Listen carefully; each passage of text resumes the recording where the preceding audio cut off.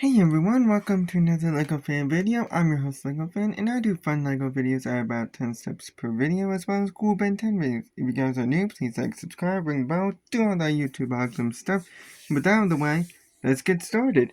So, we are now on episode 4 of our Ben 10 setting up the Esoterica arc, as I've been calling it, which are the episodes Moonstruck, Prisoner number 775 is missing, The Purge, Simeon Says, Greens from Tekadon, Flamekeeper's Circle, Double or Nothing, The Perfect Girlfriend, Ultimate Sacrifice, The Widening Gyre, The Mother of All Ritos, and then the Ben 10 January Rex Heroes United.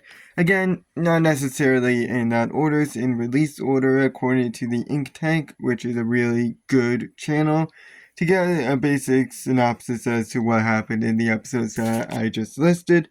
But me, I do characters. You got 10 seconds to guess which one of the characters said the line that I will play. Got everything set up for it, so let's see who our first character is going to be. Let's actually start with a big one being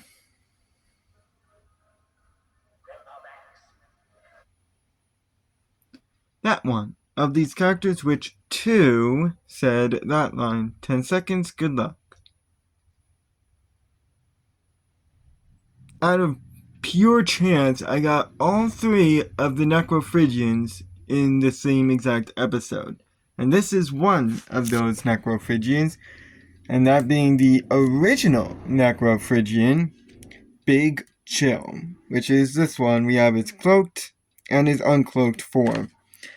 So, he first appeared in Prisoner number 775, is missing, exploring the holding cells in Area 51 off screen and seeing the inhumane conditions that were going on down there. Then, in January Rex Heroes United, he was used 3 times, the first escaping captivity in Rex's base, and battled him a bit before flying to the Biscuit Barn and changing back. Oh yeah, that's right, there were 3 forms. That was my fault. This is him in January Rex.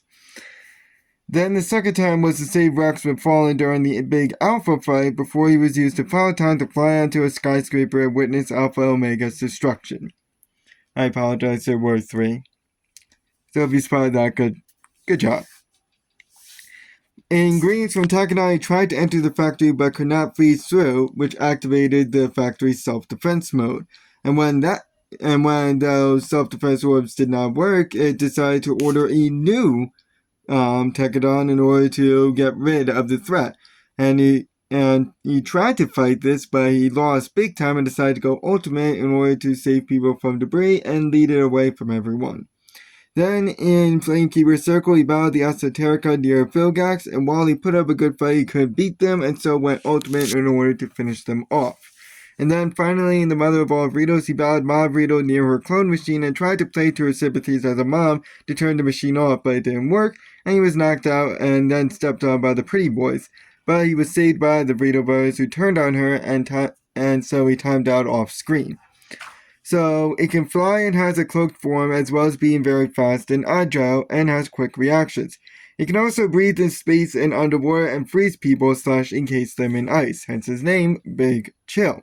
He can also go intangible, and anything he passes through will be able to freeze. And it also has freeze breath, which can be a powerful gust or just a cool breeze, and it seems it can also manipulate the shape the ice could take, and it can come from its breath.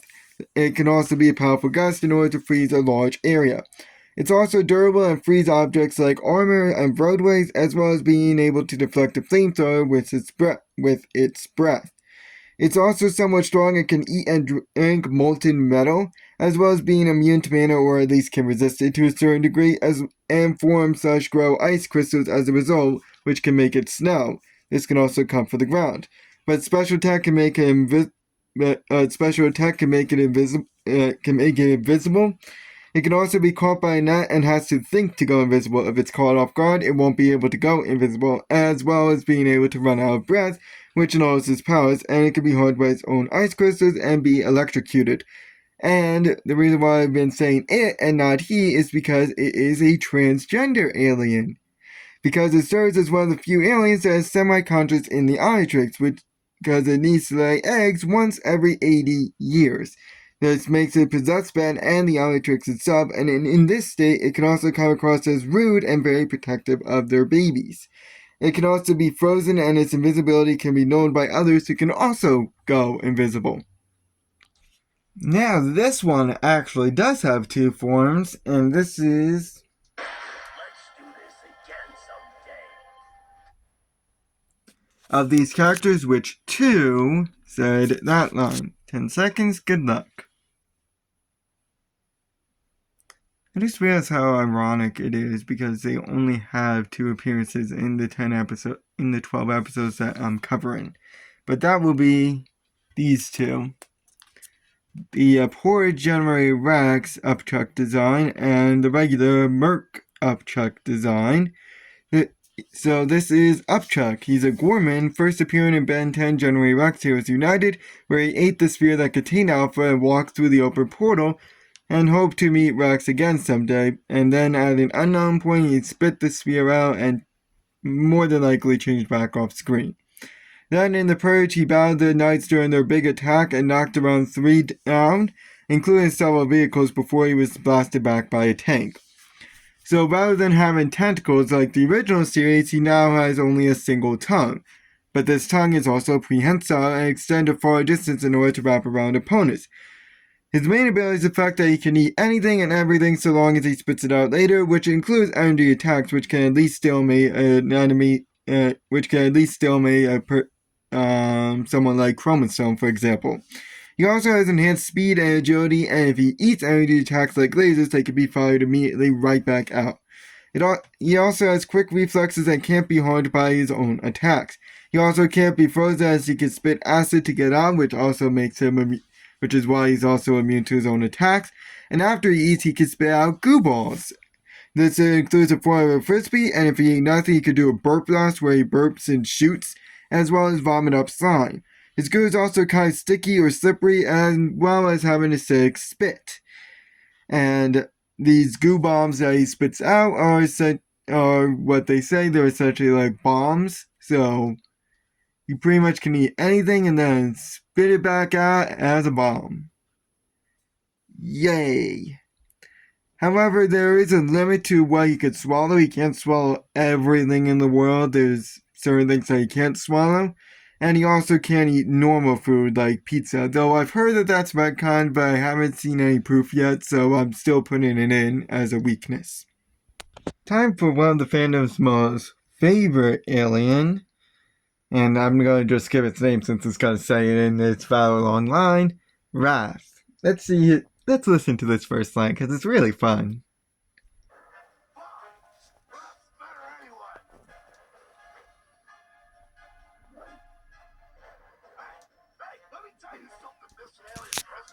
Nobody goes unless Rath says they can go, because Rath goes before everybody.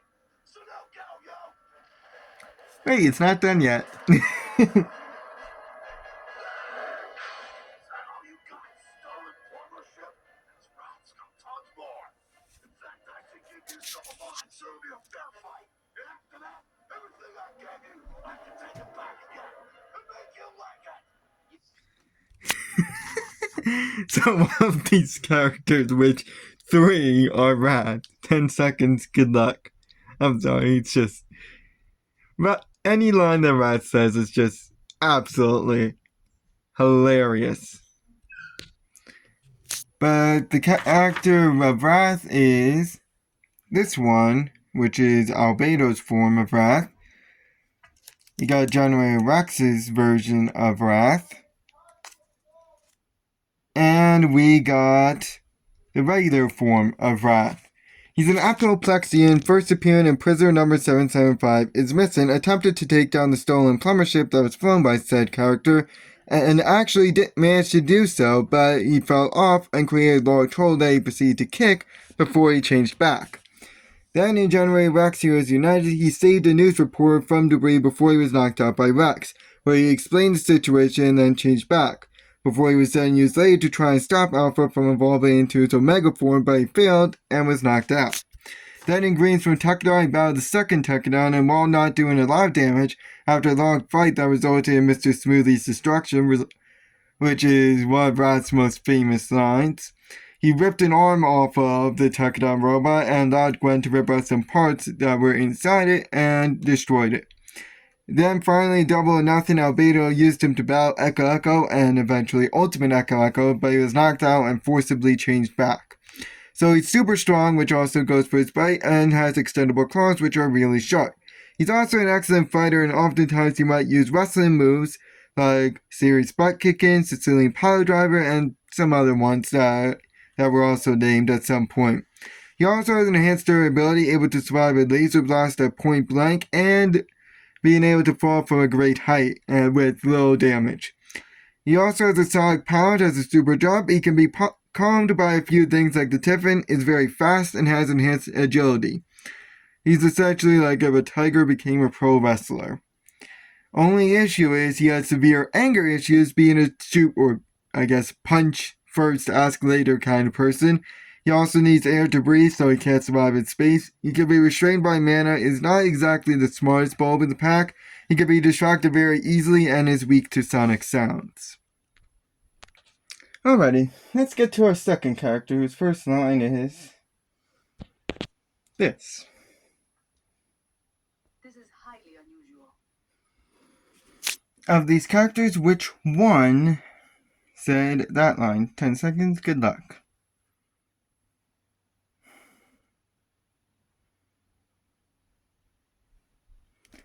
We got a nice, simple character right now, that being Dr. Borges. This one right here.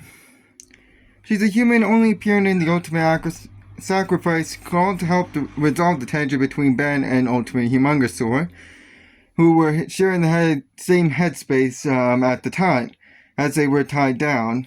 But when he broke free, she ran, saying she will mail Gwen the bill for her psychiatric session. She almost succeeded, I would say, but unfortunately the hypnosis treatment did not work. So, we don't really know much about her. She knows hypnosis, she's a skilled psychiatrist, and she knows aliens as well. But she's a human and doesn't have any unique abilities, but that's all we have. Ignore the light, and I don't know what's going on there. I know it's not the office, I think it's just the glare. Let's get our only silent character out of the way right now, that being the DNAliens. So which one of these is the DNAlien? 10 seconds, good luck.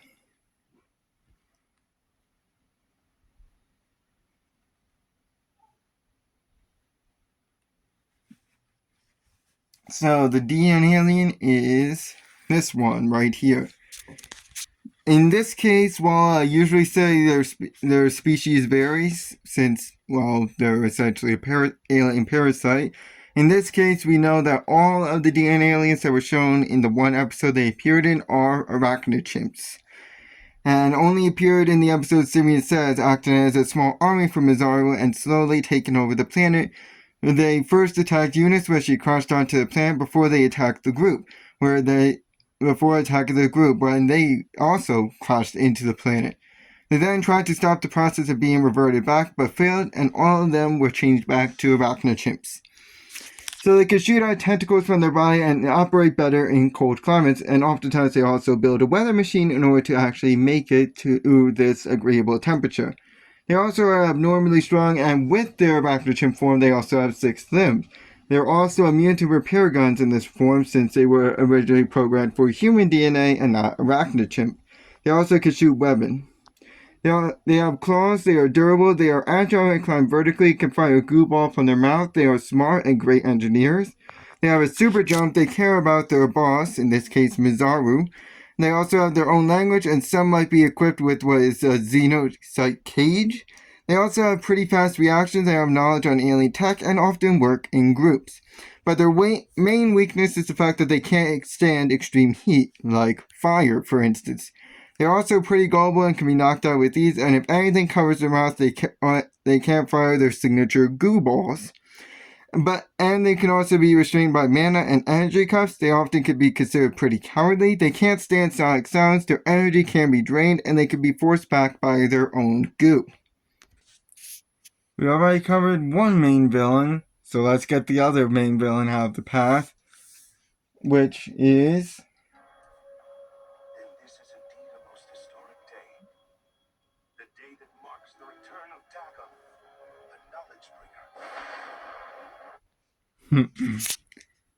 Don't worry, that wasn't Dagon. We'll get to him in the next one. Well, not the next video, the next set of videos. But which two of these characters said that line? 10 seconds, good luck.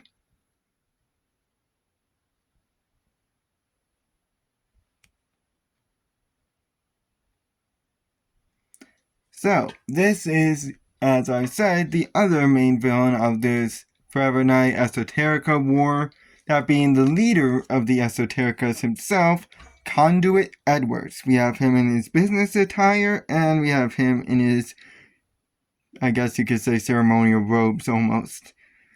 So he is a human only appearing in the Flamekeeper's circle, taking Philgax from the fairground and started holding him in his own secret chamber, and managed to convince Julie to join his cult and tried and failed to get Ben on board as well.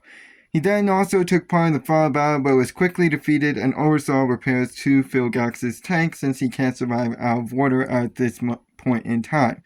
We'll get to him in due time, but just know that Philgax is here. So, as I mentioned, he is the leader of the Flamekeeper's Circle cult, and that also goes for their army, the Esoterica. He's also very smart and very manipulative and has a lot of money. He also is very tech-savvy and could travel between dimensions, which is one of the coolest abilities in the show, which is why the Esoterica are my favorite. That is one of my favorite villains. By traveling between dimensions, that means that they essentially can go parallel and they will turn invisible and then reappear elsewhere. They can also use structures that are in the other dimension to make it look like they're flying. But that's more Esoterica than him. He's also very truthful, so he's not really a liar, but he is loyal to Dagon to a fault, to the point where he actually, even though that Philgax was exposed to being Philgax and not Dagon, he still remained loyal to Philgax because he believed that he was still Dagon. He's also weak to sonic sounds. Let's get the reason why this is 10 characters and not 11 out of the way with the shouting names thing anyway. Of these characters, which one said that line? 10 seconds, good luck.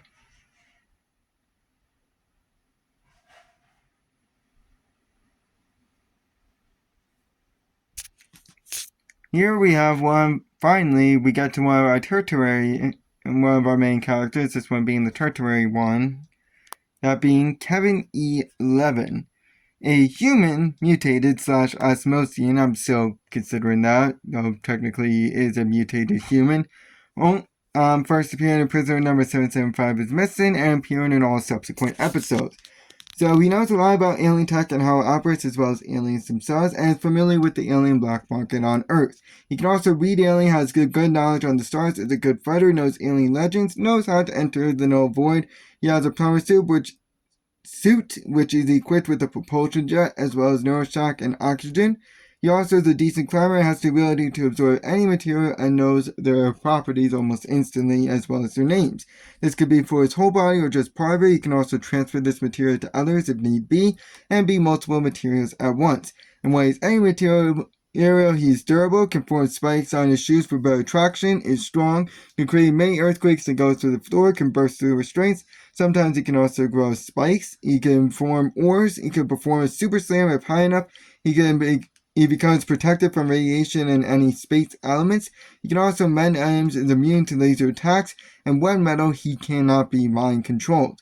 He also can morph his hands into certain weapons like a spike wall, a lace, an axe which can cut through metal, a hammer which can be slammed hard enough to cause earthquakes, his finger can turn into a key to pick locks, as well as his hands can turn into wrecking balls.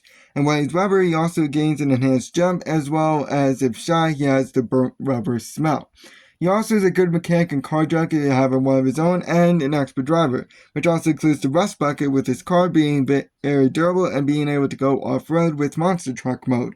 His car also has rockets and lasers along with an auto attack mode. His car can fly, can turn invisible, as well as have a speed trap detector, has a parachute, has ramjets, has an ejection seat, can track Tech-on tech, and could create a smoke cloud.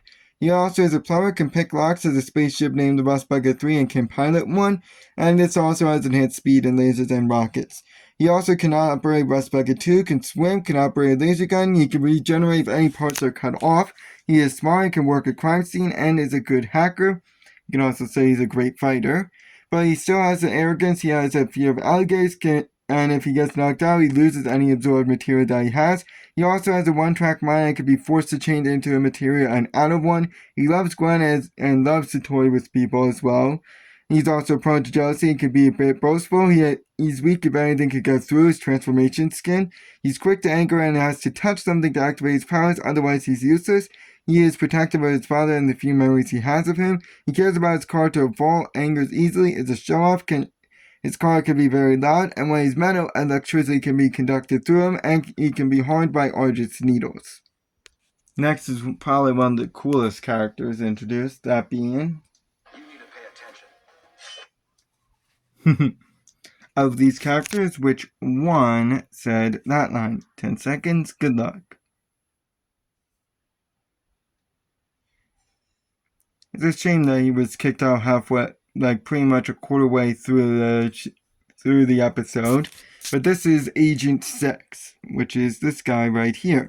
He is a human only appearing in Ben 10 General Rex. He was united, training with Rex at their base before he was summoned to Manhattan with Rex and managed to battle Alpha and a robot before he got injured by blowing up the robot and was in a healing pod for the rest of the episode.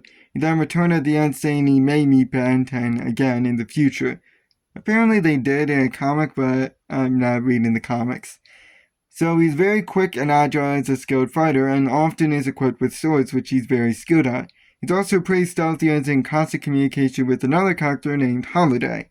He's also somewhat strong and can jump pretty high and has high durability, as he was able to survive the explosion that was triggered from the Alpha robot blowing up. But he's a human and has no unique abilities of his own. Let's see who our next character is.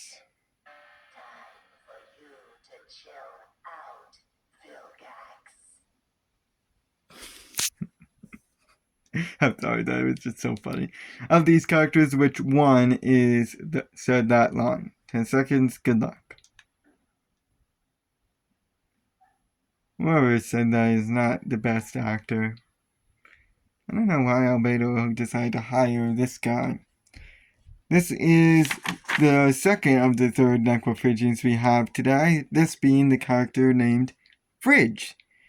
As I said, he is a Necrophagian, only appearing in Double or Nothing, used in a stage play to battle the fake Vilgax, but was captured on stage and later fought Ben, but he was also defeated there. Then defended Albedo as the device turned on, but he was easily taken care of and walked away with Hugh and Swamp at the end of the episode. So he can fly and has a cloaked form, though we don't see much of said cloaked form. He also is very fast and agile, can breathe in space and underwater. He can also freeze people or encase them in ice and go invisible, and anything he passes through can freeze, and has freeze breath, which is a powerful wind gust or just a cool breeze, and it seems he can also manipulate the shape the ice could take and could come from his breath.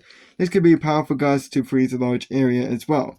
He's also very durable and can freeze objects like armor and roadways and deflect a flamethrower with his breath, and is somewhat strong. He can also eat metal and drink molten metal, is immune to mana or can resist it to a degree.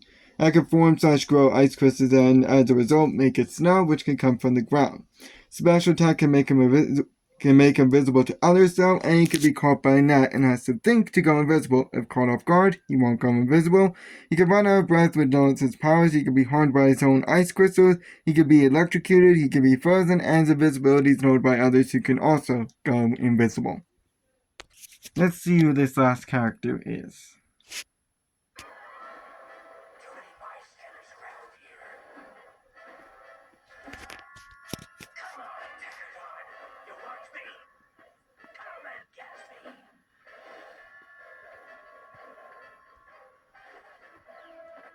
There's a bit more.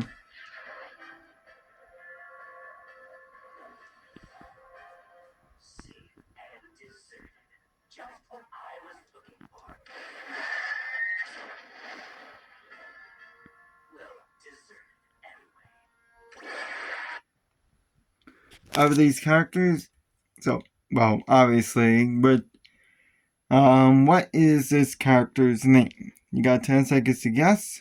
Good luck.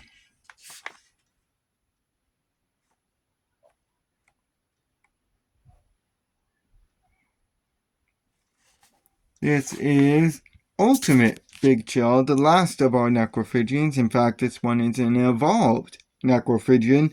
First appearing in greens from Tekadon, freezing the remaining debris that was going to fall on bystanders before leading the Tekadon to the docks so no one else gets hurt, and transformed to Echo Echo. Or Ultimate Echo Echo, technically. Down in Flamekeeper's circle, he finished the Esoterica off by freezing them all before Edwards decided to arrive with a captive, Julie, and threatened to dump her in between dimensions unless he surrendered, which he did and changed back. Then in the Ultimate Sacrifice, he was one of the Ultimates that gained sentience and rebelled against Ben, so he teamed up with the others in order to gain freedom, which he did, and left with Azimuth and the others. So he can fire plasma beams from his mouth, which can insta-freeze opponents, described as fire so cold it burns, and this can be fired from his hands as well as his mouth.